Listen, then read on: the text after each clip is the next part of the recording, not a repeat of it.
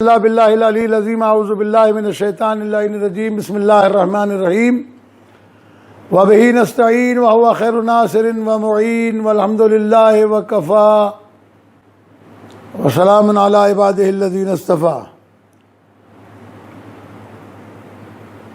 اما بعد، اس سے پہلے درس میں، تقریر میں، بیان میں جو ہم نے معاشرتی صورتحال رسول اسلام صلی اللہ علیہ وآلہ وسلم کی حدیث سے بیان کی تھی، اس کا دوسرا حصہ آج آپ کی خدمت میں پیش خدمت ہے، اور وہ یہ کہ وَأَظْهَرْتُمْ مُنْكِرَاتَكُمْ فِي مَسَاجِدِكُمْ، اپنی مسجدوں میں تم اپنے منکرات کو ظاہر کرو گے. مسجدوں میں بیٹھ کر لوگ جھگڑے کریں گے، بآواز بلند ایک دوسرے کو گالیاں دیں گے، دنیا کی باتیں کریں گے. مسجد میں بیٹھ کر عبادت الہی سے زیادہ غیبتیں کریں گے، اور وہ ہم دیکھتے ہیں مساجد میں سب کچھ سے زیادہ ہوتا ہے. اور ہماری مسجدوں میں وہ دینی کیفیت نہیں رہی کہ جیسا کہ ہونا چاہیے تھی. اس کے لیے انشاءاللہ ہم الگ سے آپ کے سامنے بیان کریں گے، اور پہلے بھی بیان کیا ہے. وَجَعَلْتُمُ الدُّنْيَا فَوْقَ رُؤُوسِكُمْ، اور تم اپنی دنیا کو اپنے سروں کے اوپر رکھ لو گے.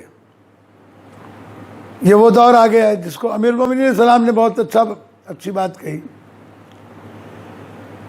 کہ دنیا کو اپنے پیروں کے نیچے رکھو. اگر تم نے اسے اپنے سر پہ رکھ لیا تو یہ تمہارے لیے قبر بن جائے گی، اور قبر میں وہ مردہ ہوتا ہے کہ جو کچھ بھی نہیں کر سکتا اپنی مرضی سے. اسی طرح تم بھی اگر دنیا کو اپنے سر پہ رکھ لیا تو پھر جو دنیا کہے گی اور دنیا کرے گی وہ تم کرو گے، اور یہ باتیں پسند آنے والی نہیں ہیں، یہ پسندیدہ چیزیں نہیں ہیں. العلم تحت اقدامکم، علم کی کوئی قیمت نہیں ہوگی، علم تمہارے پیروں کے نیچے ہوگا.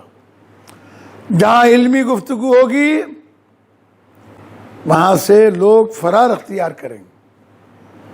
قطعاً پسند نہیں کرتے اس بات کو کہ علمی گفتگو کی جائے، علمی بات کی جائے، علم کی بات کی جائے. حالانکہ ہم کہتے ہیں کہ پیغمبر اکرم صلی اللہ علیہ وآلہ وسلم نے فرمایا انا مدینۃ العلم وعلی بابھا، میں علم کا شہر ہوں، علی اس کا دروازہ ہے. فمن اراد العلم فلیأت الباب، جسے علم چاہیے اسے چاہیے کہ وہ دروازے پر آئے. ہم اپنے آپ کو سارا دن علی علیہ السلام کا غلام کہتے ہیں کہ ہم علی کے دروازے کے کتے ہیں، علی کے دروازے پر پڑے ہوئے ہیں، لیکن علم سے ہمیں کوئی شغف نہیں ہے.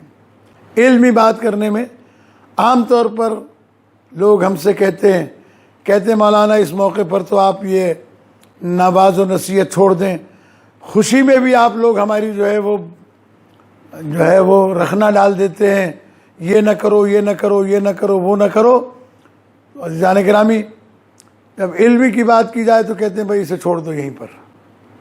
اور اس کے لیے ہمارا معاشرہ بڑا اس وقت کہ ہر آدمی عالم بنا ہوا ہے. کہتے ہیں کہ مولانا کو کیا پتہ. میں نے ایک جگہ پر کہا، میں نے کہا کہ جناب پردہ کر کے محفلوں میں آنا چاہیے اور مکس گیدرنگ نہیں ہونی چاہیے.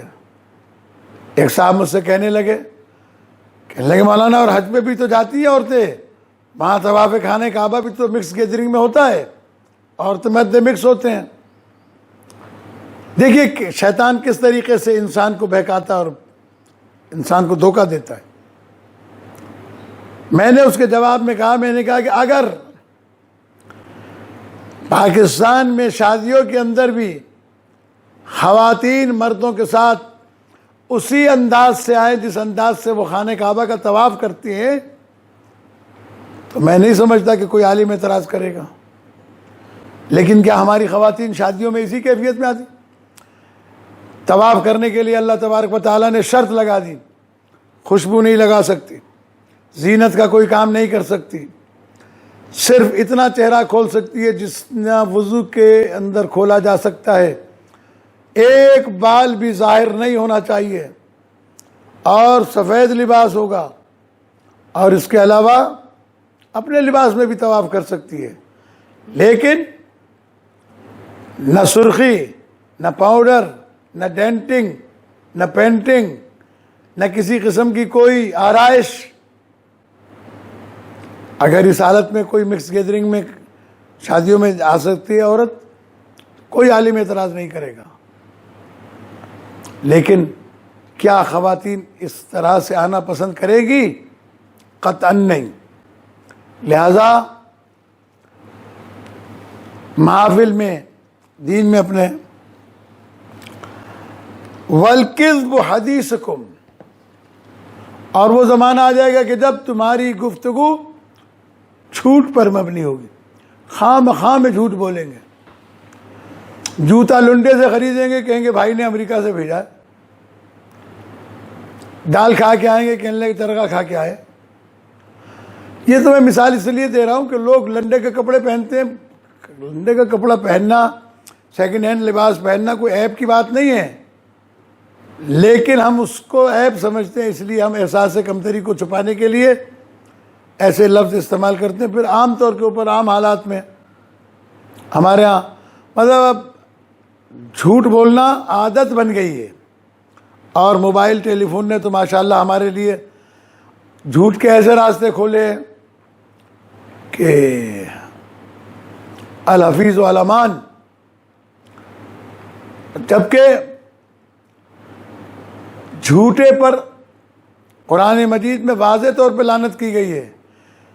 جھوٹ بولنے والے کو یہ سوچ لینا چاہیے کہ جیسے ہی میری زبان سے جھوٹ نکلتا ہے، ویسے ہی ایک لعنت میرے سر کے اوپر آ کے ٹپکتی ہے اللہ کی طرف سے۔ جھوٹ بولنے کی وجہ سے دعائیں قبول نہیں ہوتی ہیں، انسان کے چہرے کا نور جاتا رہتا ہے۔ جھوٹ بول کر اگر رزق کمایا ہے تو وہ روزی حرام کی ہو جاتی۔ ضروری نہیں ہے کہ رزق حرام میں سود کا پیسہ اور رشوت کا پیسہ اور حرام کا پیسہ ہی ہو، بلکہ جھوٹ بول کر جو پیسہ کمایا گیا ہو وہ بھی حرام ہے۔ اللہ تبارک و تعالی ہمیں محفوظ رکھے امام زمان رضی اللہ تعالیٰ فرض شریف کی غیبت میں۔ اگر واقعاً ہم ان کا انتظار کر رہے ہیں اور ہمیں ان سے کوئی لگاؤ ہے تو ہمیں اپنے اندر تبدیلی پیدا کرنی پڑے گی۔ انشاءاللہ اس حدیث کا باقی کا حصہ آئندہ آپ کے سامنے پیش کریں گے۔ والسلام علیکم ورحمۃ اللہ وبرکاتہ۔